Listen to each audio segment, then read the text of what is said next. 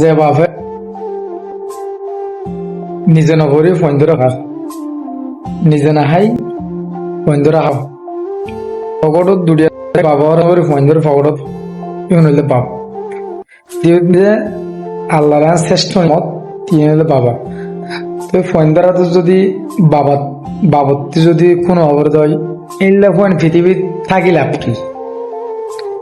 আর পৃথিবীর মাঝে যারা বাবর মর্ম নবুঝে ইতারা প্রশ্ন করি তোমার হাতে যে নিজের ফোন সেন পরীক্ষা থাক ই নলে কত আদর কত মহাব্বত ইতারা চিন্তা করলে ঠিকই বুঝিবি বাপ কি জিনিস দিয়া নিজের বাবত দা নিজের ফোন সেম জিনিস।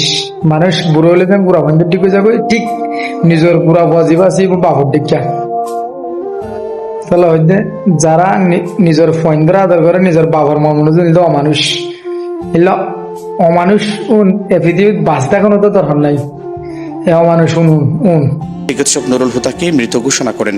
পরে মরদেহ রাখা হয় সদর হাসপাতালের মর্গে।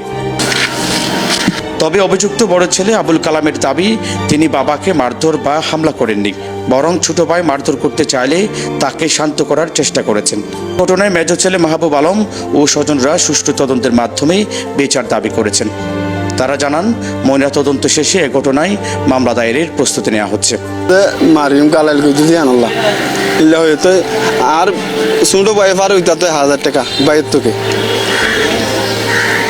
বছর তোকে 500 টাকা লইছে বাইয়ের থেকে বাইয়ে পার 1000 টাকা এগুলা ধরে নাই।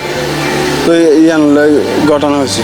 এটা মাছ ছিল বাপকে ডেক্কা মাছ ছিল হাইন্ডার থেকে পড়ে গেছে, পরে তারপর তো তুলে তারপরে লিয়েশন তো দিছে, তারপর বগারে দিছে তো গালালি করছে। আর আব্বুর মাথা রাখতে পারে না আর ও সুড়ো কুলা বাইরে আলা আছে না সুড়ো একটা আলা এটিও গালাল করছে, তুই মারি ফেলাই বাদে আরে রায় জায়গা দিই হইগার আর রুমন মাঝে বাঁধি রেখে আর আব্বা বাইরে তো নজর সজ্জা করি বলা সজ্জা নকরি বলা মানা করি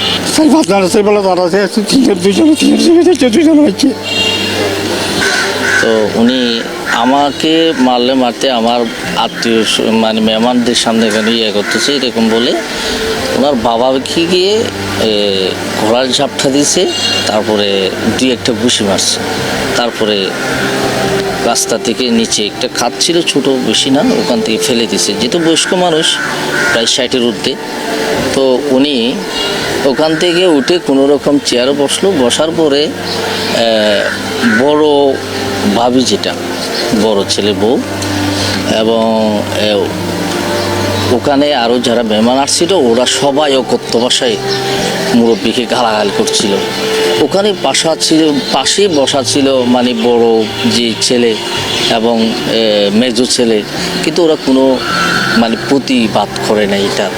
তো উনি এটাতে এত বেশি মানে হয়ে গেছিল যার কারণে ওখানে উনি এটা সহ্য করতে না পেরে উনি ওখানে মানে হয়ে পড়ে যায় বসার থেকে। ঈদগাঁও থানা পুলিশ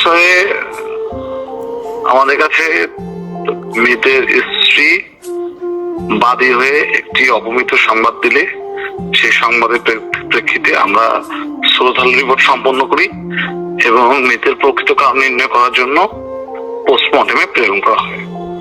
পোস্টমর্টেম রিপোর্ট প্রাপ্তি সাপেক্ষে পরবর্তী আইনানুগ ব্যবস্থা নেওয়া হবে। তারেক হায়দার, প্রবাল নিউজ, কক্সবাজার।